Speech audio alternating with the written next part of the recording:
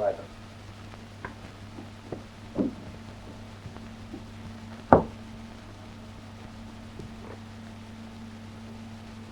I'm going to talk about the greatest problem mankind has to face. I do not mean the greatest problem that any man may have to face. Personal problems are individual. They differ with every one of us. But I mean the greatest problem that is before our race as a whole. And that is how we are to get rid of the old governments that we have worn out and that we have grown out of. Now perhaps that may jar a little upon our ideas that we can grow out of governments. That is the idea that I want to put before you now. Nowadays, in almost everything, mankind changes, discards old things and goes on to new things. We no longer wear the wigs and swords of our great-grandfathers. We no longer travel in stagecoaches or on muleback or horseback. We do not live in houses now without bathrooms and where the only lighting is the light of a candle. In all those things we change and we progress. If a doctor came today with a black draught and leeches as his only equipment, we should ask him to go again. But when we come to governments, the thing is different. When I go to see my government in Westminster, I find presiding over it the Speaker in the wig and the costume of the time of Dean Swift. The procedure is, in its essence, very much the same. The members debate, bring motions, and when they divide, the art of counting, still in governing bodies being in its infancy, they crowd into lobbies and are counted just as a drover would have counted his sheep 2,000 years ago. And what is true of my government is true in varying degree with all the governments in the world. These newfangled governments in Moscow and in Rome are, as I shall say presently, just as much tight fits and grown out of as any other of the governments in the world. Now I know many people will say, yes, but why shouldn't this be so? The material conditions of life may change. The mechanism of life may change, its conveniences and so forth. But man remains just what he was 5,000-10,000 years ago. And the relations of man to man, therefore, the men to men, haven't altered. But is that quite true? Just consider. A man whom you have never seen, whose existence you hardly know of, with whom you can't possibly communicate, whom you can't hurt, whom you can't help, and who can't help or hurt you, is he the same thing to you as a man who can, who's within your reach? Now, if you will cast your mind over the whole course of history, I think you will realize there has been a continual change, a continual expansion in the size of human communities. The savage, who's only able to get at his fellow man by shouts, by acts of violence, by gestures, lived in small communities, no larger than the villages of today. But as history develops, the communities grow, and they grow always concurrently with the development of the means of communication.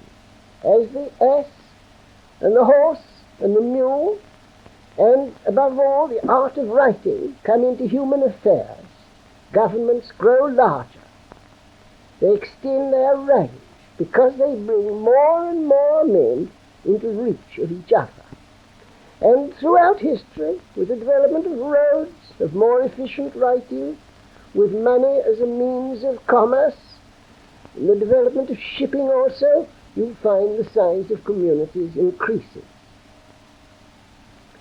And in the last 150 years, there has been an enormous development in the facilities with which man can get at man. We have passed from the semphore to the electric telegraph and the wireless. We've passed from the stagecoach on the muddy high road to the aeroplane and the swift steamer. Just to illustrate my point, let me call your attention to some maps that I've had made for this talk. Here is one. This represents France in 1770.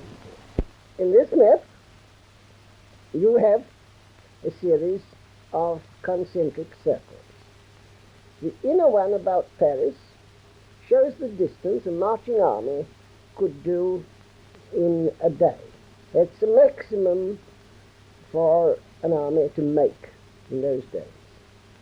The circle with dots here is the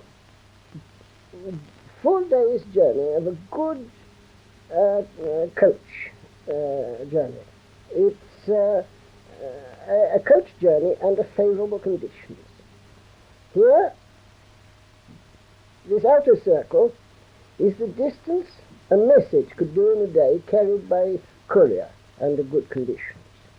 And here, the kind of romantic line suggests the utmost thing a man could do, a Dick Turpin, riding under the very best conditions, could just make from Paris to the coast.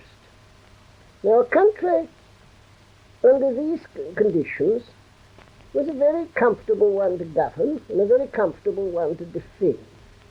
It subsisted almost entirely on its own produce, and any invader who advanced into it had to have his supplies coming up at this slow pace. He was at a continually increasing disadvantage as he got nearer and nearer the centre of the country. But now compare with this. Here is France in 1870. I've had to draw it smaller. I've had to draw it smaller because the effective range of a man, the effective man, has increased. He's grown larger. He can get at his fellow men much more easily than he could 100 years before. This line is to show a normal day's journey by train. This is the rate at which you could travel from Paris, and this is the rate at which supplies and reinforcements could be brought up by an invader who had come into France. And as for sending messages, you see this line, that's just to suggest an electric telegram that will carry a message round the world and back again in the course of a minute or so. This country is no longer so secure nor so easy in its government. It is being subjected to expansive forces. You can see those expansive forces at work. Here, Nice and Savoy have been added to France. And there, France has expanded into North Africa. Now here is France in 1930. I've had to draw it very much smaller because man has grown so much larger. This dotted line here is not a 24-hour journey for a man, it's a 12-hour journey by aeroplane. I couldn't get in the 24-hour circle. And look at this circle here. That is the effective bombing range from Paris. A bombing aeroplane can start from Paris, drop a bomb anywhere within that circle, and return safely in a day. And conversely, remember, a bombing plane starting from anywhere in this circle can reach Paris and return. The conditions are altogether different. And, see, a much larger portion of North Africa has been joined on to the French area. It would have been impossible to administer that area conveniently from Paris in 1770. It's the easiest thing in the world to administer it in 1930.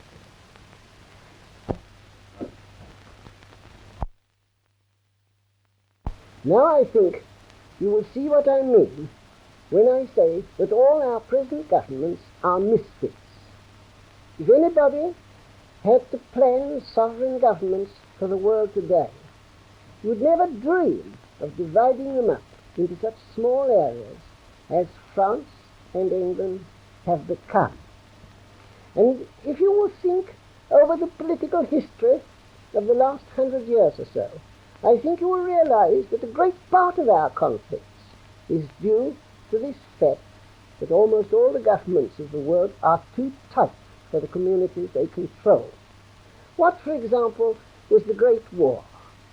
But an attempt of Germany to expand against almost intolerable restrictions.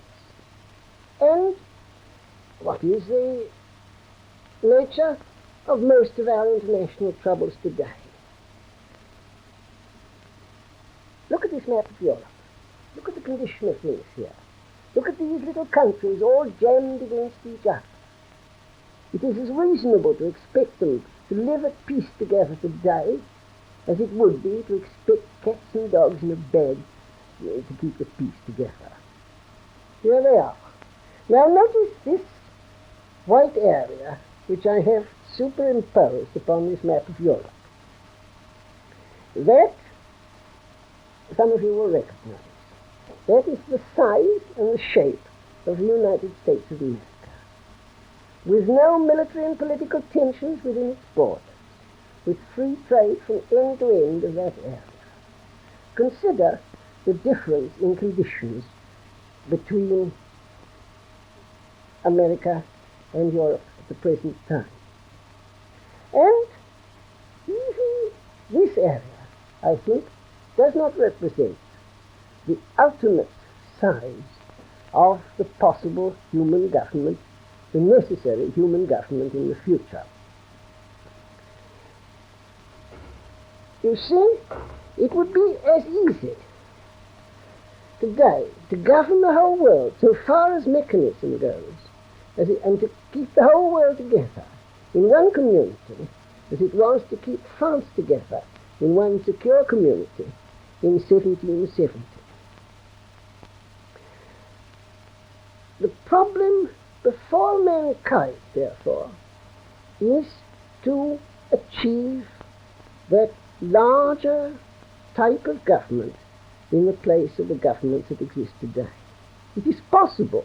It's also becoming supremely necessary, for every year increases the facility with which men can injure and destroy each other round and about the earth. That is the problem before us. Now, already men are attempting to solve that problem. There have been some interesting experiments. The Court for International Arbitration at The Hague, the League of Nations. The League of Nations is no more than an experiment. Remember that. And as an experiment, one has to criticize it. But it is a most valiant and hopeful experiment.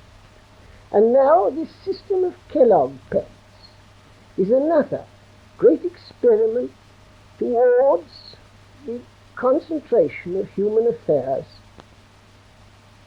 under one guidance. But, if I may be permitted to criticize them, they all shirk one essential difficulty. The essential difficulty of this great problem. And that is this. You cannot take off a sovereign government and put on a larger and a better one. Suppose your old clothes had a way of adhering to your skin. Suppose they had a trick of stinging your fingers if you attempted to unbutton them, or strangled you at the first sign of your wanting to change them. Supposing the longer you wore them, the more they became a part of you, growing at last into your nerves and hearts. That is the way with these old and old-fashioned sovereign governments of ours. They get at people's minds through schools. They teach themselves like a religion. They seek to suppress discussion and criticism of themselves. They train their subjects to salute and bow down before their symbols. The new governments of Italy and Russia are just as old-fashioned as any other governments in that respect. Before we can really hope to free the world from patchwork government, we have to free people from devotion to their own sovereign patch. We have to get our old governments out of our blood and nerves. This is much easier for those of us who speak English than for most other people in the world. English is the language of freedom, and we have a liberty to criticize our nationalism, our patriotism, and our loyalties beyond that of any other people. There are many reasons for that. Both the English and the Americans are what are called common law peoples. They put man and men before governments. And our sovereign governments are something different from our patriotism. For example, I am by nature intensely a patriot. I am an Englishman, the south of England. That is my motherland and my fatherland. But I live under a century-old government which is always trying to make me call myself British. I won't. I like Scotchmen, but they're not Englishmen. And I like Norwegians and Rhinelanders just as much. I like the Irish and Welsh, but I like the French and Swiss. I find an American as satisfactory as a fellow citizen, as an Afrikaner or an Australian. And the Chinese seem to me as good as British Indians. If I am to be British, therefore, why should I stop at that? They say the British Empire is a quarter of the world and a quarter of mankind. Well, why stop at a quarter? If I can share one government with a Scotchman, why should I not share it with a German or a Russian? That is why one can think in English, and that is the way in which we can think in English. And with that freedom, it is possible to hope for a slow, progressive solution of the great problem before mankind. Without that freedom, men struggle in the darkness. They are unable to clear their minds of the old suspicions, antagonisms, and narrow loyalties that have been imposed upon them. Over large parts of the world, this battle for free suggestion, free thought, and free discussion about governments has still to be won. No government is yet quite safe from retrogression. Before we can begin to solve the problem, we may have great preliminary battles before us to keep or win that freedom of expression which is absolutely necessary for solution. We may have persecutions, we may have martyrdoms, we may have cruelties and gross misunderstandings. It may take 2 or 3 or 4 centuries to solve this vast problem that has arisen before mankind. But for my own part, I have no doubt of the issue. In the end, man will solve the problem and will escape from patchwork government altogether. In the end, the logic of our necessities will prevail, and the collective affairs of mankind will be controlled by one single federal government, which will have continually increasing powers. I believe that. I believe it as surely as I believe that spring will come again next year.